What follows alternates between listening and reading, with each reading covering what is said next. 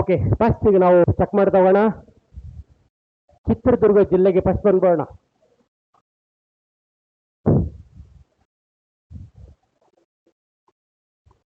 First Chitradurga ಜಿಲ್ಲೆ. ಹೇಳಮ್ಮ. Brahmagiri, fine. Raichur. ನಿಮ್ಮ ಜಿಲ್ಲೆ ಊರು ಹೇಳಮ್ಮ ಅಂತಂದ್ರೆ ನಿಮ್ಮ ಡಿಸ್ಟಿಕ್ ಹೇಳಮ್ಮ. ಆಮೇಲೆ ಜೋರಿಗಳಮ್ಮ. ಚಂದ್ರವಳ್ಳಿ ಶಾಸನ, ಮಯೂರಿ ಶರ್ಮಂದು. ನಾನು ಹೇಳ್ತಾರೆ ಅಶೋಕ್, ನೀ ಕರ್ಕೊಂಡೋಗಿ ಚಂದ್ರೂತ್, ನೀವು ಮಯೂರಿ ಶರ್ಮನ್ ಕರ್ಕೊಂಡ್ಬರ್ತಾ ಇದೀಯ.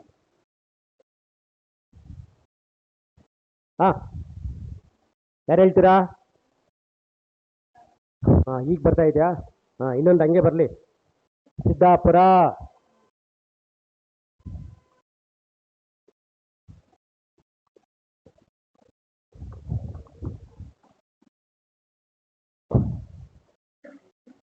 ಬ್ರಹ್ಮಗಿರಿ, ಸಿದ್ದಾಪುರ.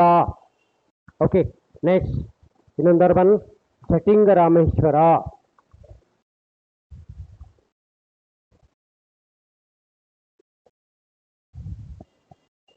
ಚಿತ್ರದುರ್ಗ ಜಿಲ್ಲೆಯಲ್ಲಿ ಅಶೋಕನ ಶಾಸನಗಳು ಸಿಕ್ಕಿರುವಂಥ ಚಿತ್ರದುರ್ಗ ಜಿಲ್ಲೆಯ ಸ್ಥಳಗಳು. ಆಯ್ತಾ? ಎಸ್, ಇದೆಲ್ಲ ಈ ಶಾಸನಗಳು ನಮಗೆ ಕಂಡು ಬಂದಿರೋದನ್ನು ಗುರುತಿಸ್ಕೊಳ್ತೀವಿ. ಆಗ ಇವೆಲ್ಲ ಗ್ರೂಪ್ ಆಫ್ ಇನ್ಸ್ಕ್ರಿಪ್ಷನ್ ಅಂತಲೇ ಜನಪ್ರಿಯವಾಗಿವೆ. ನೆಕ್ಸ್ಟ್ ಎರಡನೇದು ಕೊಪ್ಪಳ. ಹೇಳಪ್ಪ. ನಿಮ್ಮೂರಿನ ಯಾವ್ಯಾವ ಸ್ಥಳದಲ್ಲಿ ಅಶೋಕನ ಶಾಸನ ಪತ್ತೆಯಾಗಿದೆ ಅಂತ ಜರುಗೇಳಮ್ಮ. ಪರವಾಗಿಲ್ಲ, ತಪ್ಪಾದ್ರೂ ಪರವಾಗಿಲ್ಲ, ಯೋಚನೆ ಮಾಡಬೇಡಿ, ಧೈರ್ಯವಾಗಿ ಹೇಳಿ. ಉದಯಗೋಳಂ, ಆಮೇಲೆ ನಿಟ್ಟೂರು. ಓಕೆ, ನೆಕ್ಸ್ಟ್ ಸರಿ ಇದೆಯಾ? ನಿಮ್ಮ ಉತ್ತರ ಸರಿ ಇದೆಯಾ? ಹಂಗಾಗ್ಬಿಟ್ರೆ ತಿರುಪತಿ ಪ್ರಸಾದ ರೆಡಿಯಾಗಿರುತ್ತೆ ನೋಡಮ್ಮ. ಯಾವ ಶೇಪ್ ಇರುತ್ತೆ ಆ ಶೇಪಲ್ಲಿ ಮಾರ್ಕ್ಸ್ ಬಂದ್ಬಿಡುತ್ತೆ ನೋಡು. Okay, first one Gavimath.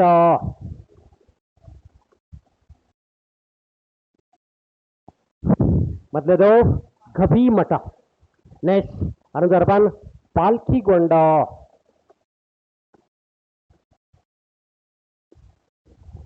Koppal ಅಂದ್ರೆ ಗವಿಮಠ ಮತ್ತು ಪಾಲ್ಕಿಗೊಂಡ ಎರಡೂ ಕೂಡ ಪ್ರಮುಖವಾದಂಥ ಸ್ಥಳಗಳು. ನೆಕ್ಸ್ಟ್ ಮೂರನೇದು, ಈಗ ಬಳ್ಳಾರಿಗೆ ಬರೋಣ.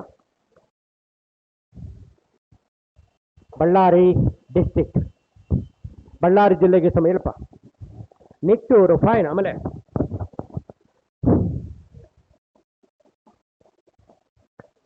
ಅನುಗರ್ಬನ್, ಉದಯಗೋಳಂ. ನಿಟ್ಟೂರು ಮತ್ತು ಉದಯಗೋಳಂ ಇವು ಕರ್ನಾಟಕಕ್ಕೆ ಸಂಬಂಧಪಟ್ಟ ಬಂದಿರುವಂಥ ಪ್ರಮುಖವಾದಂಥ ಬಳ್ಳಾರಿ ಜಿಲ್ಲೆಗೆ ಸಂಬಂಧಪಡುವಂಥದ್ದು. ಓಕೆ, ನೆಕ್ಸ್ಟ್ ಅನುಗರ್ಬನ್, ಇನ್ನೊಂದು ಪ್ರಮುಖ ಸ್ಥಳ ರಾಯಚೂರು.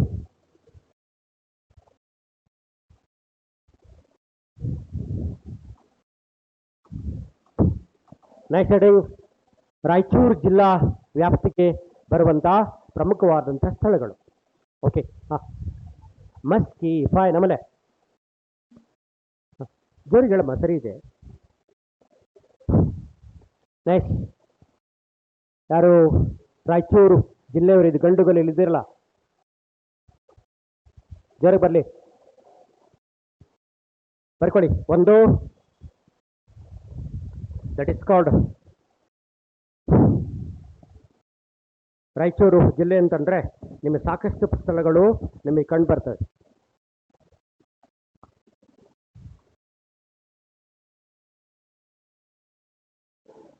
ಒಂದು ಮಸ್ಕಿ ಪಟ್ ಅಂತ ಹೇಳ್ಬೋದು ಅದನ್ನ, ಅಲ್ವಾ? ನೆಕ್ಸ್ಟ್ ಇನ್ನೊಂದು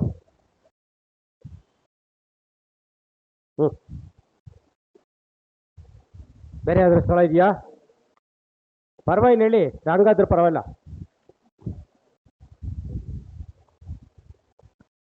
ಎಸ್, ಓಕೆ. ಒಂದು ರಾಯಚೂರು ಡಿಸ್ಟಿಯಲ್ಲಿ ಕಂಡುಬಾರ್ದು ಅಂತಂದ್ರೆ ಮಸ್ಕಿ ಪ್ರಧಾನವಾದಂಥ ಸ್ಥಳ, ಅರ್ಥ ಆಯ್ತಾ? Next Gulbarga.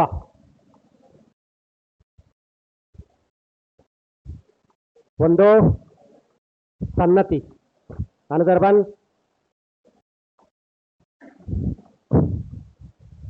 Kanaganalli.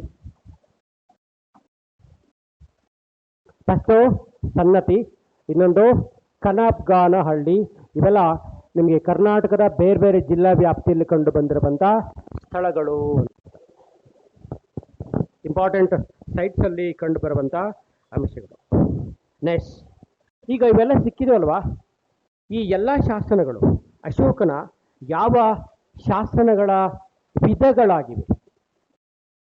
All these edicts belong to the which type of the Ashokan edicts?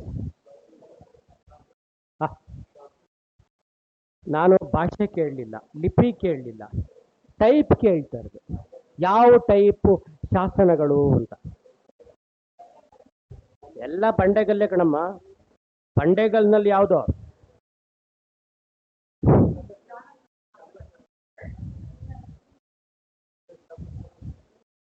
Back side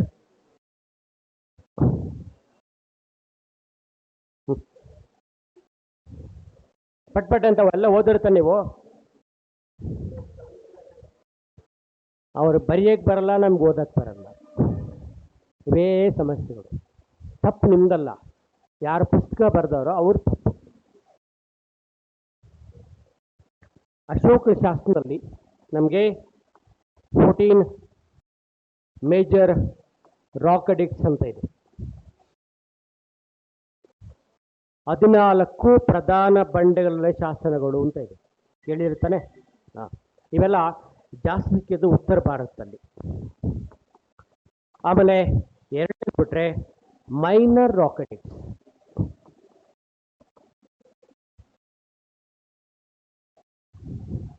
ಕನ್ನಡದಲ್ಲಿ ಲಘು ಶಾಸನಗಳು ಅಂತ. ಕನ್ನಡದಲ್ಲೇನೋ ಲಘು ಶಾಸನಗಳು.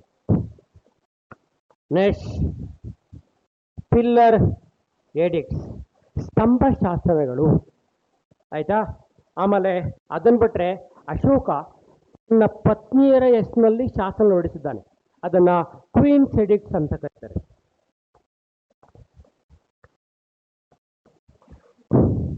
ಇವು ಟೈಪು. ಈಗ ಇವೆಲ್ಲ ಇದಾವಲ್ಲ, ಇವೆಲ್ಲ ಈ 4ರಲ್ಲಿ ಯಾವ ಗುಂಪಿಗೆ ಸೇರಿದ್ದೇವೆ ಅಂತ ಹೇಳಬೇಕು. ಉತ್ತರ ಕೊಟ್ಟಿದ್ದೀನಿ, ಚೂಸ್ ಮಾಡಿ ಈಗ. ಈಗ ಜ್ಞಾಪಕ ಬಂತ?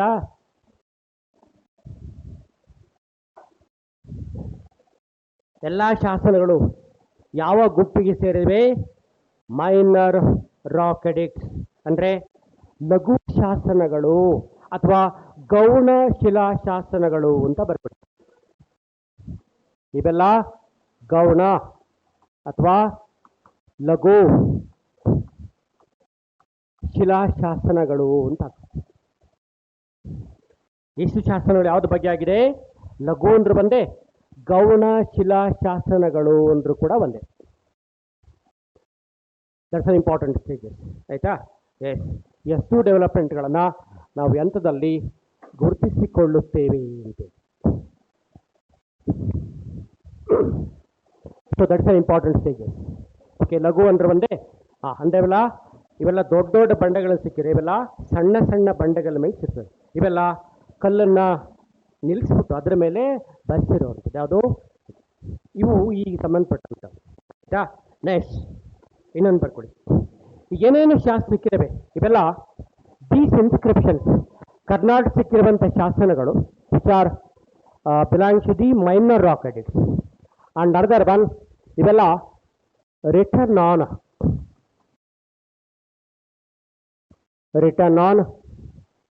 Okay granite stones.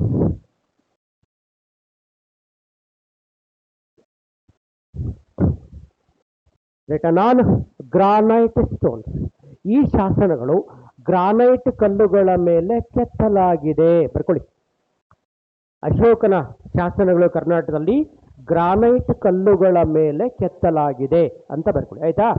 Next, and another one very found near old national highways.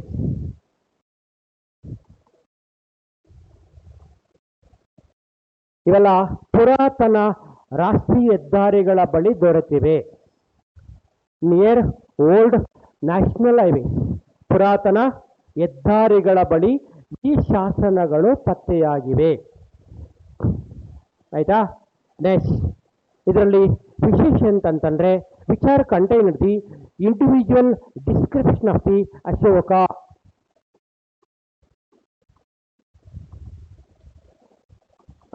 Contained the individual description of Ashoka. Kannada ಬರ್ಕೊಡಿ. ಇವು ಅಶೋಕನ ವೈಯಕ್ತಿಕ ವಿವರಗಳನ್ನು ಒಳಗೊಂಡಿವೆ. ಅಶೋಕನ ವೈಯಕ್ತಿಕ ವಿವರಗಳನ್ನು ಒಳಗೊಂಡಿವೆ. Mainly like name, title, okay, is dynasty, okay, and their family. ಇಂಥ ವಿಷಯಗಳನ್ನು ಈ ಶಾಸನದಲ್ಲಿ ಒಳಗೊಂಡಿರುವುದನ್ನ ನಾವು ಕಾಣುತ್ತೇವೆ.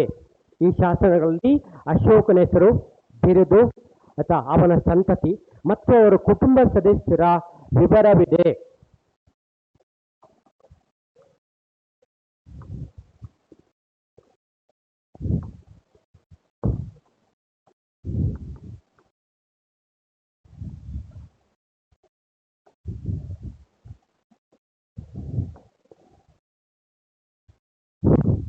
ಗೊತ್ತಾಯ್ತಾ?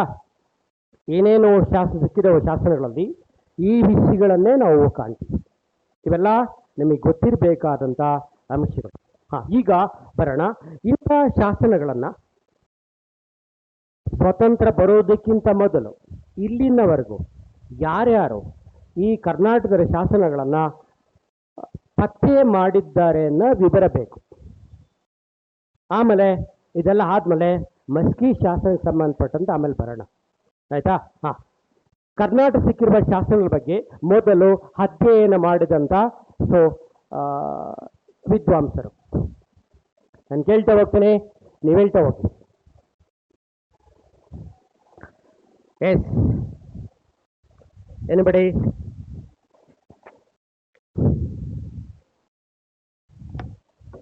ಯಾರು ಹೇಳ್ತೀರಾ?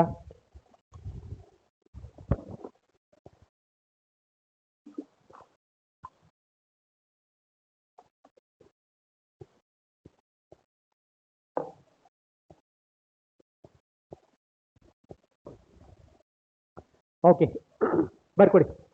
The following men's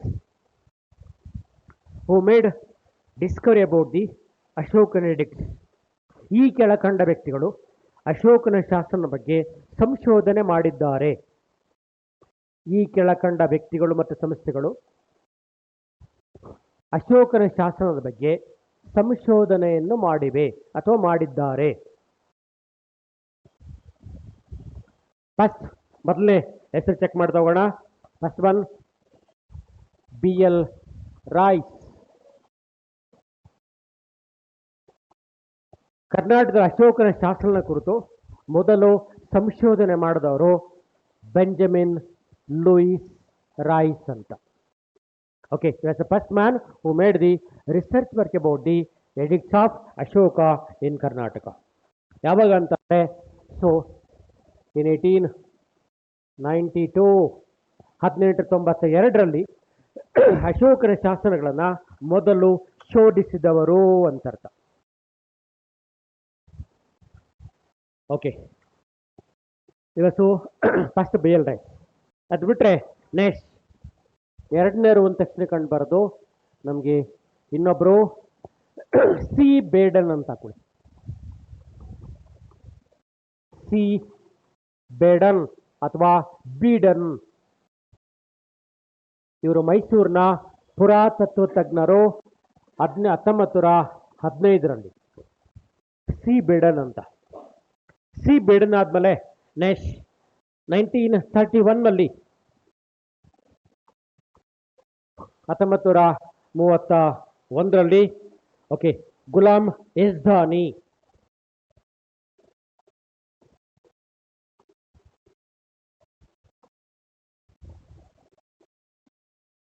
Ghulam Izdani, he was a professor of Osmania University.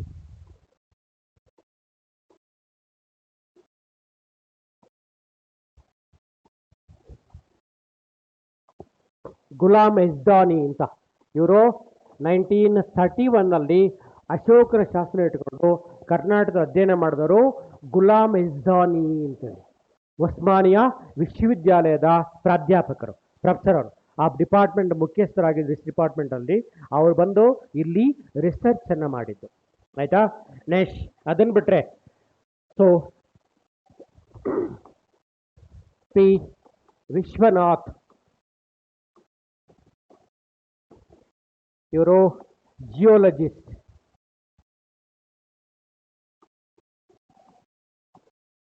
Of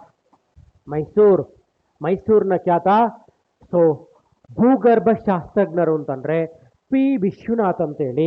ಇವರು 1977 ಇವರು ರಿಸರ್ಚ್ ವರ್ಕನ್ನು ಮಾಡಿ ಒಂದಷ್ಟು ಮಾಹಿತಿಗಳನ್ನು ತೆಗೆದುಕೊಂಡಿದ್ದಾರೆ. ಇವರೆಲ್ಲ ಅಶೋಕನ ಶಾಸನ ಕುರಿತು ಅಧ್ಯಯನ ಮಾಡಿರುವಂಥ ಕರ್ನಾಟಕದ ವಿವಿಧ ವಿದ್ವಾಂಸರು ಅಥವಾ ಬೇರೆ ಬೇರೆ ಕಡೆದ ಬಂದು ರಿಸರ್ಚ್ ಮಾಡಿದವರು ಅಂತಂದರೆ ಈ ಪ್ರಮುಖ ವ್ಯಕ್ತಿಗಳು ಅಂತ ಕುರಿತು ನಾವು ಮಾತನಾಡ್ತೀವಿ. ಎಸ್, ಸೊ ಇಂಥ ಪ್ರಮುಖ ವ್ಯಕ್ತಿಗಳಲ್ಲಿ ನಾವು ಚೆಕ್ ಮಾಡ್ತಾ ಹೋಗೋಣ.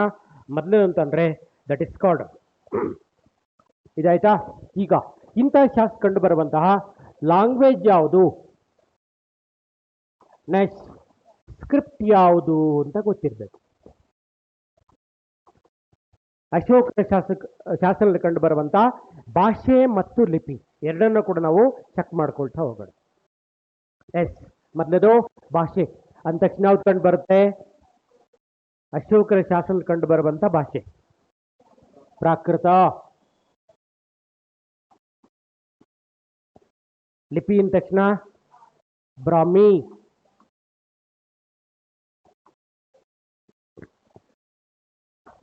ಅಶೋಕನ ಶಾಸನದಲ್ಲಿ ಕಂಡು ಬರುವ ಭಾಷೆ ಅಂತಂದರೆ ದಟ್ ವಾಸ್ ಕಾಲ್ಡ್ ಪ್ರಾಕೃತ ಭಾಷೆ. ಆದರೆ ಲಿಪಿ ಅಂತ ತಕ್ಷಣ ಕಂಡು ಬರೋದು ದಟ್ ಈಸ್ ಸೊ ಸ್ಕ್ರಿಪ್ಟ್ ಅಂತಂದರೆ ಬ್ರಾಹ್ಮಿ ಅಂತ ಅರ್ಥ.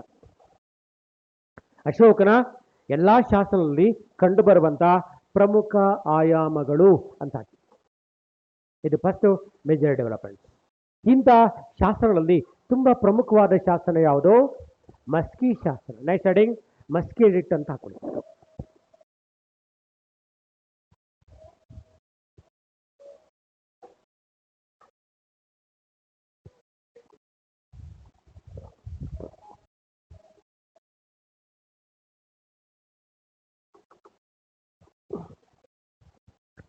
ನೆಕ್ಸ್ಟ್ ಹೆಡಿಂಗ್ ಮಸ್ಕಿ ಎಡಿಕ್ಟ್ ಅಂತ.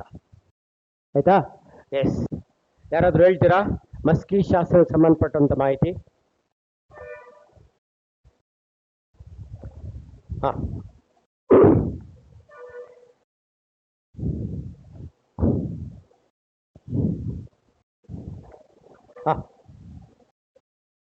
ಅಶೋಕನ ಹೆಸರು ಉಲ್ಲೇಖ ಆಗಿದೆ. ಫೈನ್, ನೈಸ್, ಸರಿ ಇದೆ. ದೇವನಾಂ ಪ್ರಿಯ ಏನು ಮಂಗಂದ್ರೆ ಆಗಂದೇನು ನೀವ್ ಹೇಳಿ.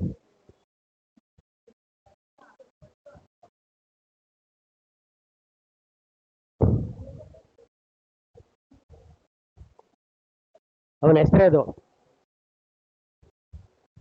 ಎಸ್, ಬರೀ ಹುಡುಗರು ಹೇಳ್ತಾರಪ್ಪ, ಇವ್ ನಮ್ಮ ಹುಡುಗರು ಯಾಕೆ ಕೇಳ್ತಾ ಇಲ್ಲ ಅಂತ ಎಲ್ಲ ಬರೀ ಅವರೇ ಆನ್ಸರ್ ಮಾಡ್ತಾವ್ರೆ. ನೀವು ಯಾವಾಗ ಆನ್ಸರ್ ಮಾಡೋದು? ನೀವು ಅವ್ರಿಗಿಂತ ಡಾಮಿನೇಟ್ ಆಗಿರ್ಬೇಕು ನೀವು, ಇಲ್ಲ ಅವ್ರು ಸ್ಟ್ರಾಂಗ್ ಆಗ್ಬಿಡ್ತಾರೆ ಮಾಡೋರು. ಇದೆಲ್ಲ ಯಾವಾಗ ಬರುತ್ತೆ ಅಂದ್ರೆ ಪುಸ್ತಕಗಳನ್ನ ಸರಿಯಾಗಿ ಓದಿದಾಗ. ಈ ಮಾರ್ಕೆಟ್ ರೆಡಿಮೇಡ್ ಸಿಗ್ತಲ್ಲ, ಬಿಸಿ ಬೋಲ್ಡ್ ತರ, ಅದನ್ನು ಯಾವಾಗ ಓದ್ಬೇಕು? ನಾಳೆ ಪರೀಕ್ಷೆಯನ್ನ ಓದ್ಬೇಕಷ್ಟೇ ಅವು. ಆದ್ರೆ ಬೇಸಿಕ್ ಸ್ಟ್ರಾಂಗ್ ಇರ್ಬೇಕು. ನೀವು ಬೇಸಿಕ್ ಸ್ಟ್ರಾಂಗ್ ಇದ್ರೆ ಒಂದು ಕ್ವಶನ್ ಹೆಂಗ್ ಬೇಕಾದ್ರೆ ಕೊಡ್ಲಿ, ನೀವು ಆನ್ಸರ್ ಮಾಡ್ತೀರಾ. ನೀವು ಬೇಸಿಕ್ ಸ್ಟ್ರಾಂಗ್ ಇಲ್ಲ ಅಂತಂದ್ರೆ ಆನ್ಸರ್ ಮಾಡೋಕ್ಕಾಗಲ್ಲ, ಅಥವಾ ಗೆಸ್ ಮಾಡಿ ಯಾವುದಕ್ಕೂ ಹಾಕ್ಬಿಡೋದಾಗ.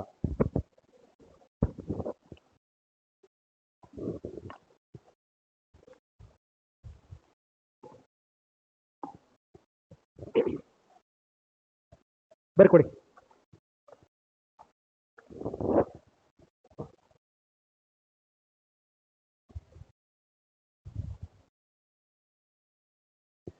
It found on a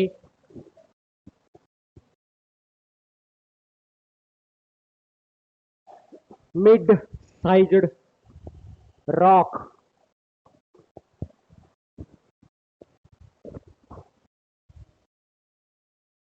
within cave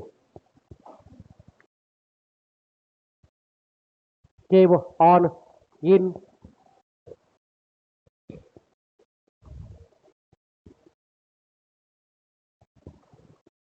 Inselberg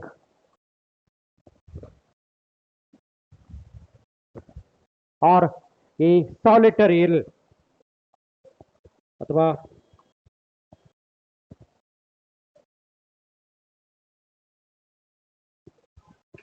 solitary hill in Musky.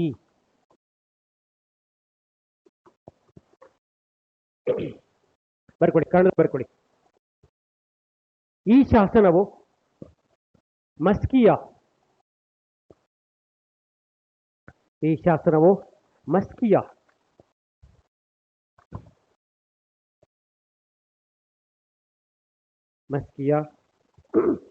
ಯಾರಾದರೂ ಭಾಷಾಂತರಕಾರ ಇದ್ದೀರಾ? KPSC ಅರ್ಜೆಂಟಾಗಿ ಭಾಷಾಂತರಕಾರರು ಬೇಕಾಗಿದ್ದಾರಂತೆ. ನೀವ್ಯಾರಾದರೂ ಭಾಷಾಂತರ ಮಾಡಿದ್ರೆ ನಿಮ್ಮನ್ನ ಆ ಕಡೆ ನಮ್ಮ ಸಂಸ್ಥೆಯಿಂದ KPSC ನಿಮ್ಮ ರೆಕಮೆಂಡೇಶನ್ ಮಾಡ್ಬೋದು.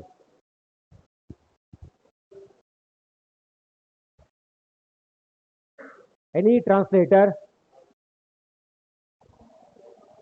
ರಾಂಗ್ ಆದ್ರೂ ಪರವಾಗಿಲ್ಲ, ಹಾಂ ಮಾಡ್ತೀಮ್ಮ.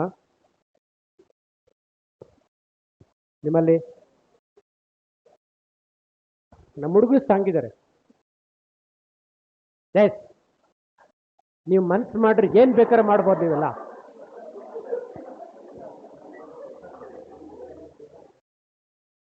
ನಿಮ್ದು ಹೆಂಗೆ ಅಂದ್ರೆ ಈಗ ಕಲ್ಲನ್ನು ತಿಂದು ಕಲ್ಲನ್ನು ಅರಗಿಸುವ ವಯಸ್ಸಿಗ ಏನು ಕೊಟ್ಟರು ನೀವು ಮಾಡಿಬಿಟ್ಟು ಚಚ್ಚಿ ಬಿಸಾಕ್ತೀವಿ ಅನ್ನೋ ಲೆಕ್ಕಾಚಾರದಲ್ಲಿ. ಬರ್ಕೊಳ್ಳಿ.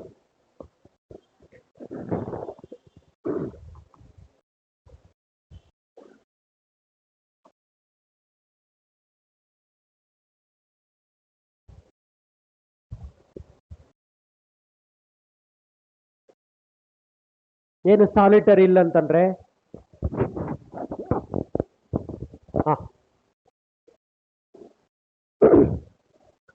ಸಾಲಿಟರಿ ಇಲ್ ಅಥವಾ ಇದನ್ನ ಇನ್ಸೆಲ್ಬರ್ಗ್ ಅಂತ ಕರೀತಾರೆ. ಈ ಶಾಸನವು ಮಸ್ಕಿಯ ಸಣ್ಣ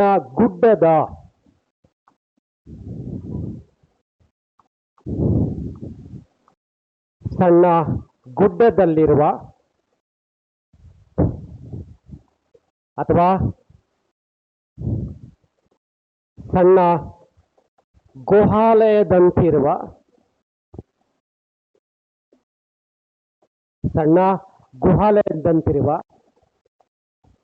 ಏನ್ ಮಿಡ್ ಸೈಜ್ಡ್ ಅಂತಂದ್ರೆ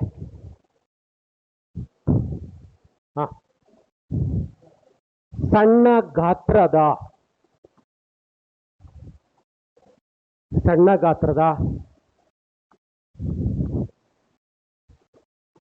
ಬಂಡೆಯ ಮೇಲೆ ಇದನ್ನು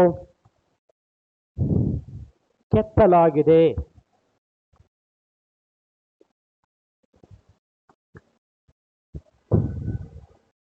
ಬಂಡೆಯ ಮೇಲೆ ಇದನ್ನು ಕೆತ್ತಲಾಗಿದೆ. Next another one.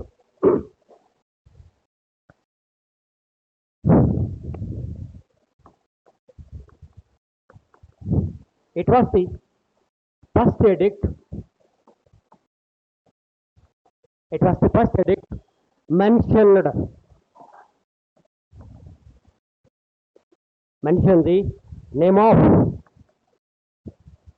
Ashoka name of Ashoka as ದೇವ ನಾಂಪಿಯ. ದೇವನಾಂಪಿಯ. ಪ್ರಿಯದರ್ಶಿಕ. ಪ್ರಿಯದರ್ಶಿಕ. ರಾಜೋ ಅಶೋಕೋ.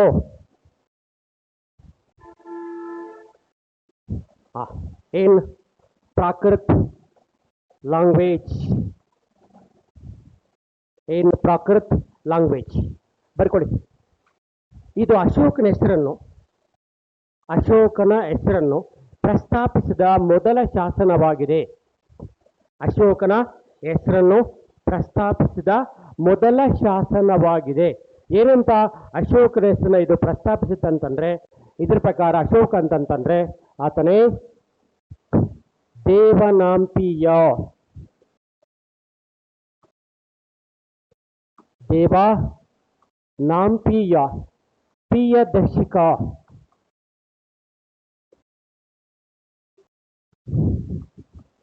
ರಾಜೋ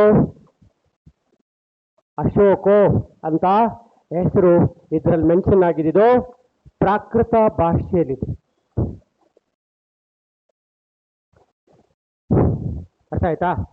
ಇದನ್ನ ಸಂಸ್ಕೃತಕ್ಕೆ ಭಾಷಾಂತರ ಮಾಡಿದ್ರಲ್ಲ, ಆ ಸಂಸ್ಕೃತ ಭಾಷಾಂತರ ಆದ್ಮೇಲೆ ದೇವನಾಂಪ್ರಿಯ ಪ್ರಿಯದರ್ಶಿಕ ರಾಜ ಅಶೋಕ ಅಂತ. ಅದು ನೀವು ಹೇಳ್ತಾ ಇರೋದು ಸಂಸ್ಕೃತ ಪದ. ಅದರ ಮೂಲ ಪದ ಏನಿದೆ ಇದು,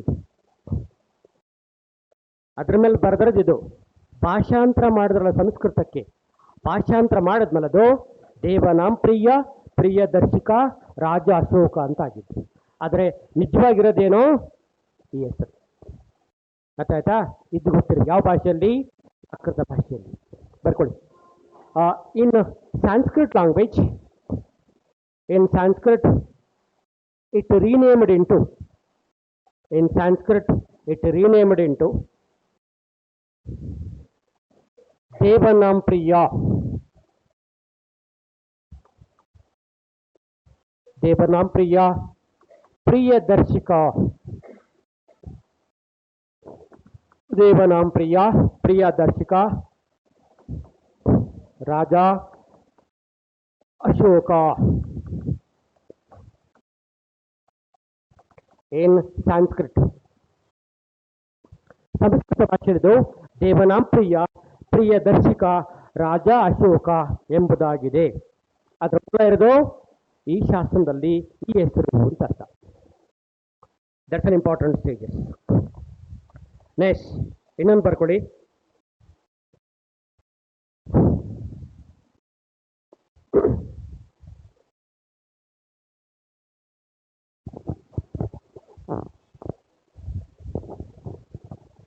ಎಸ್, ಇಟ್ ಎಂಫಸಿಸ್.